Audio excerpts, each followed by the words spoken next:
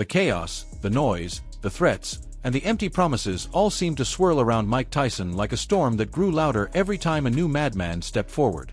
They shouted the same lines again and again, swearing they would end him, break him, humble him, or even kill him. Yet none of them understood the truth. Every time they opened their mouths, they weren't condemning Mike Tyson. They were signing their own death warrants. The moment they tried to intimidate him, they unknowingly placed their heads beneath the axe of the most terrifying force boxing had ever seen.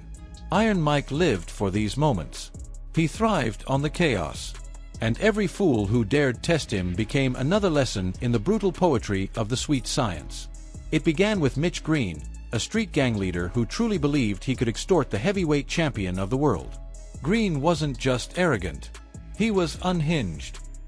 He promised to send Tyson to the other side and spoke with the delusion of someone who had no idea what kind of monster he was provoking. When the bell rang, Tyson unleashed hell on him. He moved like a predator with a scent locked in his lungs, hammering Green with precision and fury. Every punch was a warning, every combination a brutal reminder that arrogance comes at a cost. Tyson didn't just beat Green. He dismantled him, turning his face into something that barely resembled a human being. And when it was over, Green limped away vowing revenge, not realizing he had already lost everything. 2 years later, Green tried again, this time in the streets, far from the bright lights and rules of the ring. He thought that on his own turf, he could rewrite the story. But Tyson wasn't a man who changed with the environment. Whether in the ring or on the sidewalk, Iron Mike was always ready to punish anyone foolish enough to test him. Green learned the same lesson twice. Not many men survive that kind of correction. Then came Peter McNeely, the loudest leprechaun to ever strap on gloves. He blew into Fight Week with wild claims, promising to wrap Mike Tyson in a cocoon of horror, whatever that meant. Maybe McNeely believed Tyson's time in prison had softened him. Maybe he truly thought he could bully a lion who had spent 3 years caged, sharpening his hunger. But when the bell rang, reality hit harder than any punch McNeely could throw. He rushed forward like a man possessed, only to be blasted into the canvas in seconds. His courage died the moment Tyson smelled fear. And once Iron Mike saw that weakness, he ended the fight with ruthless efficiency. Tyson didn't just win, he sent a message. Prison didn't break him. It reforged him.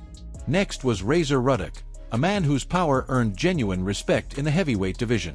He wasn't a clown or a loudmouth. He was a real threat. But even he got lost in the fog of delusion. Ruddock believed that because other champions avoided Tyson, he could defeat him. Their first clash was thunderous. Razer landed shots that made the crowd gasp, even staggering Mike at moments. But Tyson had something Ruddock didn't, a will forged in fire. Once Mike shifted into his furious rhythm, the ring became a battleground, and every punch was another nail in Ruddock's downfall. In the 7th round, Tyson's combinations reduced Ruddock's bravado to dust. The referee stepped in, saving Razer from a deeper descent. But the message was clear. Tyson reigned in a world far above anyone who dared face him. Some challengers entered the ring with pride, others with ignorance. Larry Holmes arrived with ego. This was the man who once dismantled Muhammad Ali, and he believed that alone gave him the right to humiliate young Tyson. Holmes thought experience would shield him. He was wrong. Tyson saw the disrespect and transformed it into punishment. When they fought, Holmes did everything he could to keep Mike at bay, but Tyson's fists tore through his defenses. In the 4th round, Holmes fell again and again, each knockdown a correction of his arrogance. By the final blow, Tyson didn't just defeat Holmes.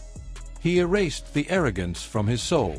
Tyrell Biggs thought his size and Olympic pedigree were enough to dethrone the champion. He used his reach early, trying to keep Tyson out, but pride blinded him. With each round, Biggs grew sloppier, more confident, more vulnerable. And Tyson, with cold calculation, punished him for it. A brutal left hand shattered Biggs's hopes, and Tyson finished him with the precision of a man fulfilling destiny. Frank Bruno entered with the physique of a demigod and the confidence of a man who believed he was chosen to defeat Tyson. For a moment, he even shook Mike, landing shots that stunned the crowd. But one moment of success doesn't break a king. Tyson adjusted, striking back with punches packed with pure violence. The uppercuts and hooks tore Bruno apart until his corner could no longer allow the beating to continue.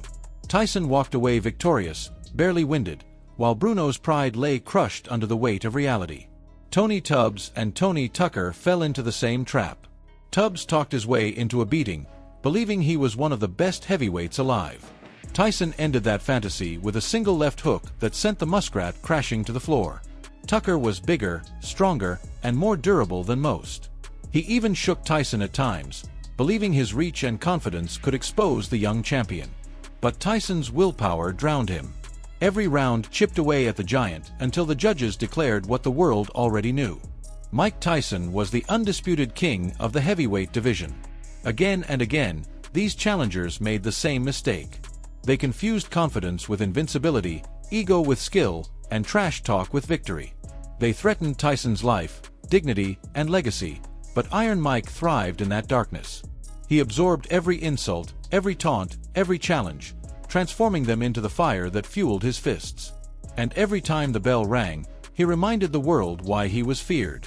Not just because he hit harder, not just because he moved faster, but because in every fight, Tyson carried a storm inside him, one that only grew stronger whenever someone dared to provoke him.